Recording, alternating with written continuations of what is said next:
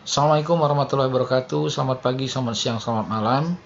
Kembali ke video pembelajaran fisika yang pada kesempatan ini kita sudah memasuki bagian terakhir dari dinamika rotasi, yaitu dinamika rotasi yang kelima. Pembahasannya mengenai momentum sudut. Kita mulai saja. Kita tahu jika sebuah benda bergerak, maka besaran yang dimiliki oleh benda tersebut salah satunya adalah energi kinetik. Nah, di samping besaran energi kinetik, benda yang bergerak juga mempunyai besaran lain, yaitu yang disebut dengan momentum. Untuk benda yang bergerak translasi, momentum yang dimiliki oleh benda tersebut dinamakan momentum linier, yang dirumuskan sebagai P sama dengan M kali V, di mana P momentum linier, M itu adalah massa, V itu adalah kecepatannya. Nah, bagaimana untuk benda yang bergerak melingkar? Untuk benda yang bergerak melingkar, maka momentum yang dimiliki oleh benda bergerak melingkar dinamakan momentum sudut. Momentum sudut. Nah, analoginya sama dengan energi kinetik rotasi. Analogi untuk momentum linier ke momentum sudut kita lambangkan nanti ini adalah L. L-nya L besar. Lalu sama, I-nya itu adalah I-nya itu adalah momen inersia dan V-nya itu adalah kecepatan sudut. Sehingga pada gerak melingkar, momentum yang dimiliki atau namanya momentum sudut dilambangkan atau dirumuskan sebagai L sama dengan I kali omega. L momentum sudut, I itu adalah momen inersia, omega ini adalah kecepatan sudut. Sehingga satuan dari momentum sudut itu adalah kilogram meter kuadrat per sekon. Kilogram meter kuadrat per sekon. Nah, pada momentum juga berlaku hukum kekekalan momentum, yaitu hukum kekekalan momentum sudut, sama dengan hukum kekekalan momentum, yaitu hukum kekekalan momentum linier. Nah, di situ pada hukum kekekalan momentum atau hukum kekekalan momentum pada gerak translasi, gaya itu harus sama dengan 0, atau dikatakan jumlah gaya-gaya yang bekerja pada benda harus sama dengan 0. Nah, maka untuk momentum sudut, syarat berlaku hukum momentum sudut itu adalah jika resultan momen gaya I yang bekerja pada sistem itu sama dengan 0 atau sigma tau sama dengan 0. Nah, maka berlaku momentum awal itu sama dengan momentum sudut awal itu harus sama dengan momentum sudut akhir. Maka dikatakan I awal kali omega awal sama dengan I akhir kali omega akhir. Nah, penerapan hukum kekekalan momentum sudut biasanya itu sering kita jumpai dalam kehidupan sehari-hari. Itu misalnya pada seorang pemain ice skating, kemudian penari balet, dan pelompat indah. Contoh pada pemain ice skating ini. Kita lihat di gambar itu atau di videonya. Oke, itu yang pertama. Lalu yang kedua, pada pelompat indah.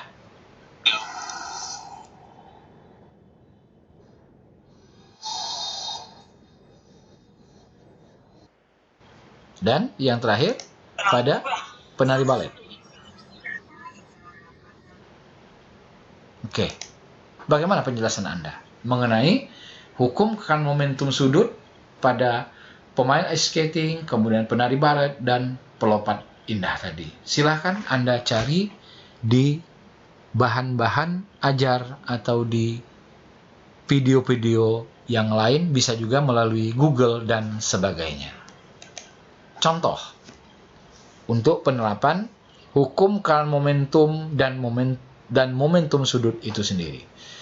Misalkan silinder pejal P dan bola pejal Q. Jadi ada dua buah benda, silinder pejal P dan bola pejal Q mempunyai massa dan jari-jari yang sama. Massa dan jari-jari yang sama. Ada bola pejal, P-nya itu adalah bola pejal, kemudian P-nya itu silinder pejal, Q-nya itu adalah bola pejal. kata-katanya massa dan jari-jari sama. Berarti M dan R itu sama. Berputar dengan kecepatan sudut masing-masing omega P dan omega Q. Di mana omega P dibanding omega Q sama dengan 2:1. Ditanya perbandingan momentum sudut P dan Q. Momentum sudut silinder pejal dibanding dengan momentum sudut bola pejal. Kita lanjutkan. Diketahuinya dulu.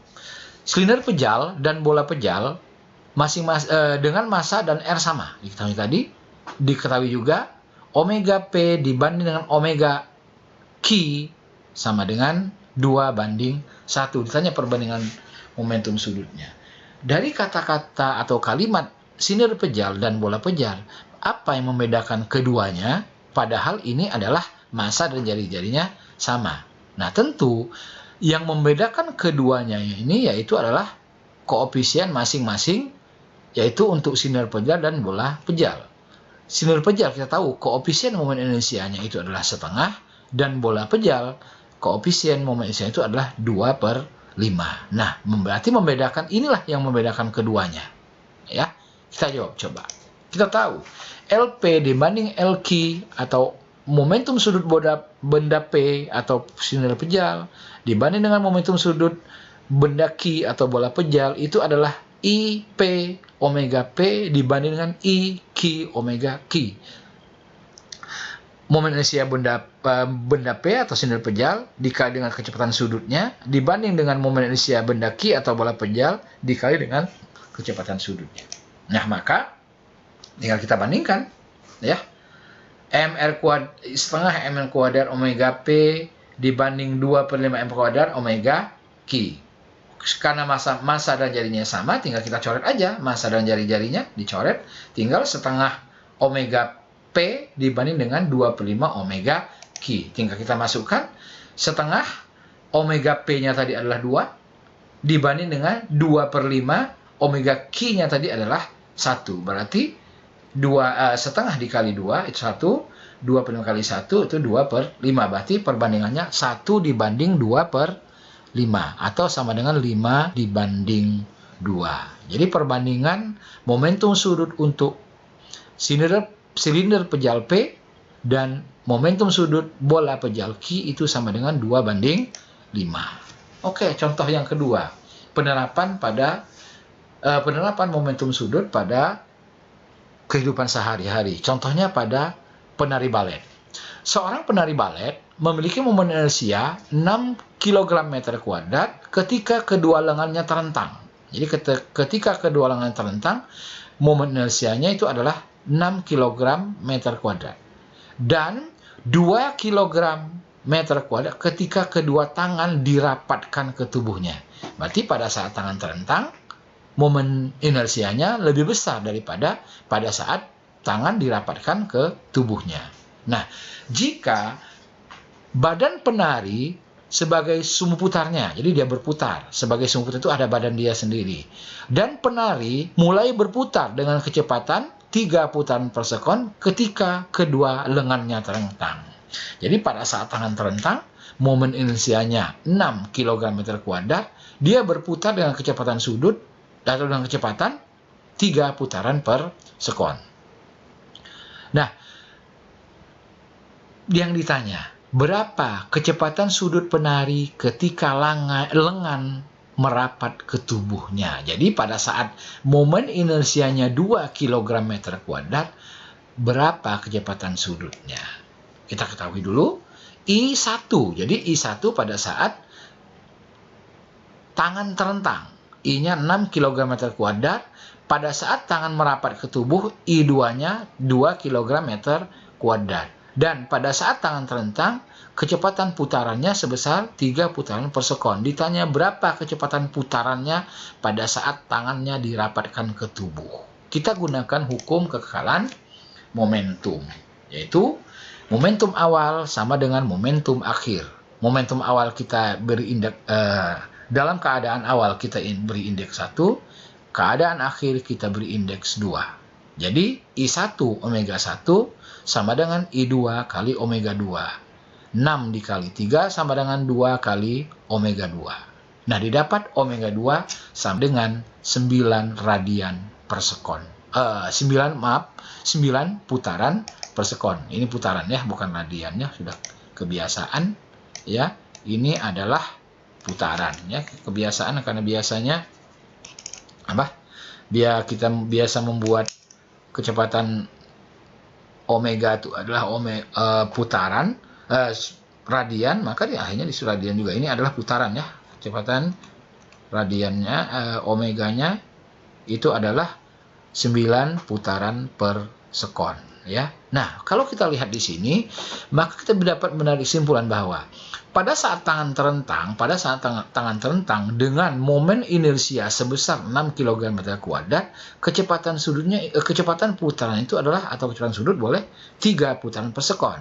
Nah, pada saat kedua tangannya dirapatkan ke tubuhnya, momen inersianya menjadi 2 kg/m². Berarti dia lebih kecil momen inersianya.